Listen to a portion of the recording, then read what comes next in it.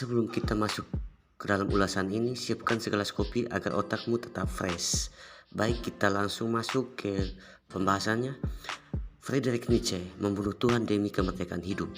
Terdapat 3 sebab tentang apa yang telah menjadikan masyarakat di Barat menentang agama.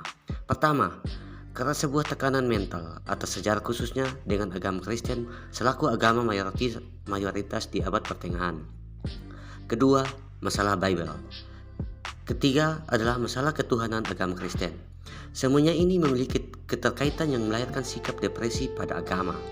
Jika dipikir melalui logika, maka ketika diri ini menerima sinyal trauma, otomatis cara pandang kita terhadap penyebab trauma itu menjadi berbeda. Apalagi kita mempertanyakan persoalan seputar agama kepada kaum traumatis, maka mereka akan menjawabnya sesuai apa yang ada dalam benaknya. Di antaranya adalah asal-usul Kristen paket komplit sesuai dengan perspektif formalitas yang mengungkap sejarah kelam penuh tindakan kekerasan oleh para ilmuwan dan psikologi Barat. Konsep kematian Tuhan menurut Nietzsche. Filsuf yang telah memberikan pengaruh besar dalam perkembangan dunia filsafat, Nietzsche dianggap penting bagi sebagian orang yang mengenalnya dikarenakan pada saat itu hanya dialah yang mengenali apa arti modern. Nietzsche berpandangan bahwa nilai-nilai yang selama ini dipercayai oleh penganut agama Kristen akan berakhir setelah 2000 tahun lamanya. Dengan pandangan ini, maka kita juga dapat mengetahui bahwa ketika nilai-nilai kepercayaan itu hilang, maka seluruh realitas kehidupan tidak akan bermakna lagi. Berawal dari sebuah kekeliruan memahami Tuhan, Nietzsche telah menyusun kesan moral dan filsafat etis yang bertumbukan pada filsafat Kristen. Dirinya dianggap sebagai filsuf yang sangat menginspirasi bagi gerakan paham postmodernisme. Sumbangan pemikirannya lahir dari hasil kritikannya terhadap agama Kristiani. Dia memandang bahwa dalam ajaran agama Kristen ini banyak menimbulkan keresahan dan menimbulkan kebencian pada dirinya sendiri. Filsafatnya tentang konsep kematian Tuhan ini adalah hasil telaahnya terhadap agama Kristen yang mana telah menanamkan moral Buddha kepada seluruh pengikutnya. God is dead. Nietzsche berhasil mengungkapkan aturan kesahihan melalui pepatahnya yaitu God is dead.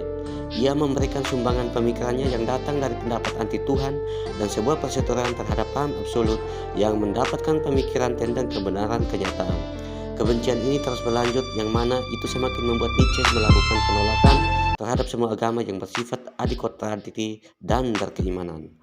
Kemudian ia mendapatkan pandangan yang natural dalam lingkup sintesis The Will to Power. Kedua pandangan ini melahirkan sebuah ajaran mengenai Superman dan nihilisme yang berawal dari matinya Tuhan. Menurut Nietzsche, berhenti berharap pada Tuhan akan memberikan jalan kesempatan bagi manusia untuk tetap produktif, kreatif, dan berkembang sebaik-baiknya. Dengan begitu, Tuhan tidak akan sewenang-wenang lagi atas perintah-perintah dan larangannya, sehingga di kemudian hari manusia bisa mengubah pandangannya kepada ranah transendental dan mulai mengakui taraf dunia. Pada pemikirannya, ini adalah sebuah kemerdekaan untuk menjelma sesuatu yang aktual, yang kreatif, tidak ada unsur paksaan dalam menerima masalah di masa lampau. Nietzsche membunuh Tuhan. Untuk itulah kemudian melalui konsep kematian Tuhan ini ia menyerukan tentang pembunuhan Tuhan. Di sini ia melakukan untuk membantu manusia agar tidak terjerat dalam moral perbudakan untuk menuju kemerdekaan kehidupan. Telah jelas kiranya apabila disebutkan tentang pembunuhan Tuhan, hal ini berarti Nietzsche memang tidak mengindahkan Tuhan atau tidak percaya akan adanya Tuhan yang bersifat metafisik. Pandangan ini berasal dari kekeliruannya dalam memaknai dan memahami Tuhan. Ia menganggap bahwa Tuhan adalah hasil pemikiran buatan manusia yang takut akan ketidaksatuan dirinya dalam proses pembentukan diri. Sehingga dari sinilah ia membuat kesimpulan sendiri tentang agama yang merupakan sesuatu yang akan menjadikan manusia semakin menuju keterbelakangan, perkembangan atau sesuatu yang dapat menjadikan manusia semakin ke arah kebodohan.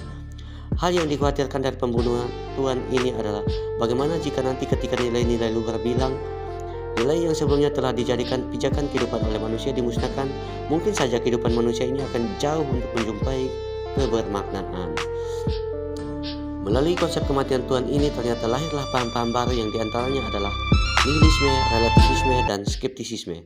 Nihilisme adalah sebuah renungan terkait krisis kebudayaan terutama budaya Barat. budaya Eropa. Jadi dapat disimpulkan bahwa nihilisme merupakan semacam wawasan terkait apa yang akan terjadi di zaman yang akan datang. Untuk itulah melalui nihilisme, Nietzsche ingin melahirkan sosok manusia yang sempurna. Selanjutnya tentang relativisme. Pada paham ini agama dianggap sudah tidak memiliki kuasa terhadap kebenaran yang otoriter dan hanya bisa dipahami melalui pemikiran relatif manusia. Paham ini hadir atas usaha penggusuran nilai yang absolut. Ini dilakukan dengan mengurangi nilai mutlak sebagaimana yang kerap kali dijunjung tinggi oleh agama dan masyarakat. Terakhir mengenai paham skeptisisme, ialah paham yang mengharuskan keberadaan keraguan-raguan di segala sesuatunya. Bagi paham skeptisisme, sikap puas terhadap kebenaran yang belum diungkap melalui keraguan-raguan itu agaknya kurang menemui kevalidan.